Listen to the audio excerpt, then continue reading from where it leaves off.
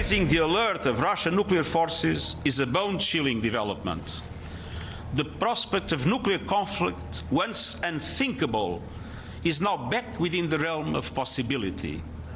The security and safety of nuclear facilities must also be preserved.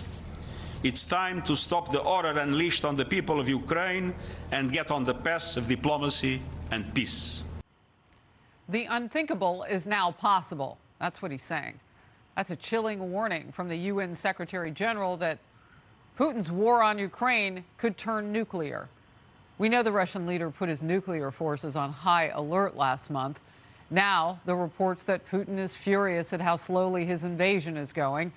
He's purging military leaders and recruiting Syrian mercenaries to do his dirty tricks. Some observers say Russia's poor planning has led to thousands of deaths among its own troops. Senator Lindsey Graham, Republican of South Carolina, is in focus now. Senator, thank you. Thank you. This is a grave day that we had hoped would not come.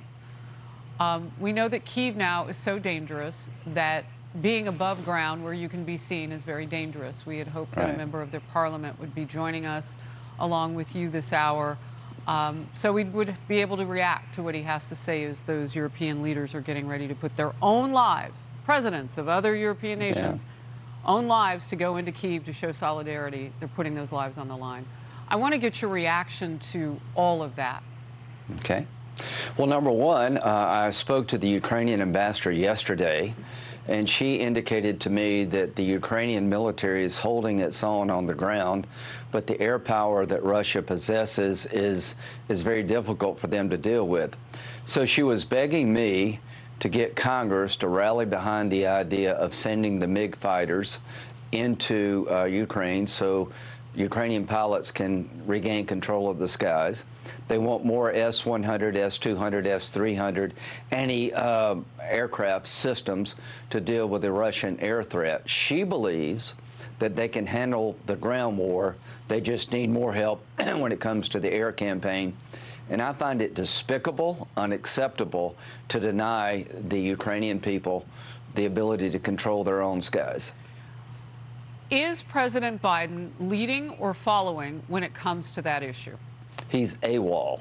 He agreed on March 6th, the Secretary of State said, that we would greenlight a transfer of MiGs, Polish MiGs, into Ukraine. We were okay with that. A few days later, when Poland asked us to be part of the transfer, we folded like a cheap suit. What I think happened is that the Russians told Biden and his team that if you send these MiGs in, that will be an escalation, and they were intimidated by Putin.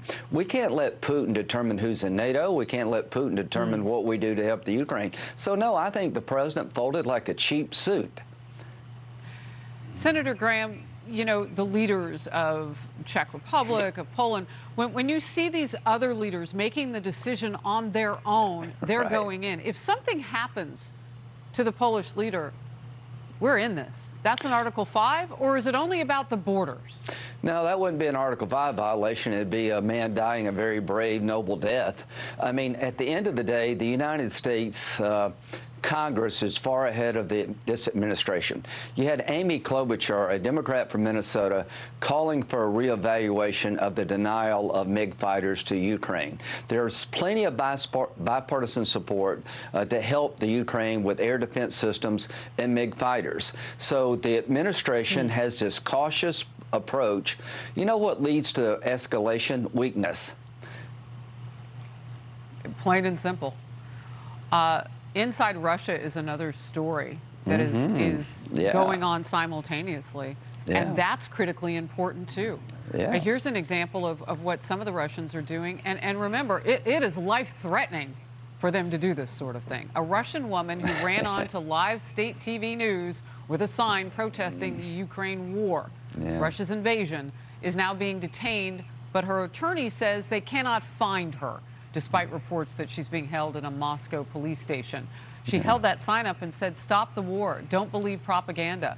Ukraine's President Zelensky praised her actions personally and thanked her in a video out today. Thousands of demonstrators have been detained in anti-war protests since the invasion 20 nights ago. And look, Senator Graham, when I say they can't find these people, they vanish. It's a communist nation formerly. It's a dictatorship now mostly. Yeah. Hello? Your response to that? Oh, yeah. Well, my response is that this young lady is in a long line of people that can change history. The bravery she had just amazes me. I talk about taking Putin out from Washington, but she's actually urging her own country, men and women, to take him out. The video she made explaining her actions was pretty compelling. She said that we need to seize the moment, that 10 generations of Russians will suffer because of this war criminal Putin, and then she was urging her fellow Russian citizens to get rid of the guy. I don't know if we'll ever hear from her again physically, but she will live in history. I hope she comes out of this okay. But I'm going to repeat what I've been saying. It's time for Putin to go. For 20 years, he's been a war criminal. He's committed war crimes in Syria and Chechnya. He has stolen his own people blind. We gave him a pass, and how can you be surprised that he's in Ukraine the way that we have, as a world, given him a pass? The passes are no longer available to Putin. The UN Secretary General said something I disagree with. We're not going to nuclear war. That's a bluff. Zelensky said, don't take that seriously, and I don't. A nuclear war ends with everybody losing. So the general staff of Russia is not going to commit mass suicide to please Putin.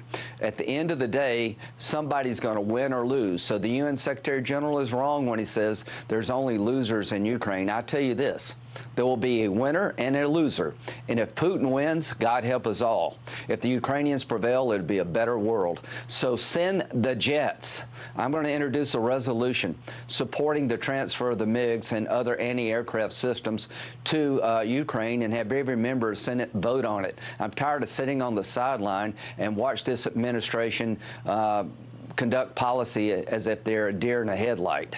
And what that will also show us is how unified that I'm hearing from senators that you all are, bipartisan-wise. I mean, that will put on full display that you are oppositional to the White House in terms of your ideas and your decision-making and your bipartisanship. I want to get to this. The Biden administration says it has deep concerns over China's relationship now with Russia, although there always has been one. After reports that Moscow asked Beijing for military and economic aid after invading Ukraine, and reports, by the way, Senator, that included MREs. 2.5 weeks of fighting, and they're out of food, the Russian forces. National Security Advisor Jake Sullivan met for 7 hours with a top Chinese foreign affairs official in Rome yesterday. And I understand, Senator, I'm going to ask you to sit by if you can. Justin Trudeau of Canada is speaking. Let's go there. Hi, everyone. I'm Brian Kilmeade. I want you to do me a favor. I want you to click to subscribe to the Fox News YouTube page. This is the only way that I know for sure that you're not going to miss any great commentary, any great news bites, any great interviews coming your way on Fox. You can get it all here on YouTube. So subscribe right now.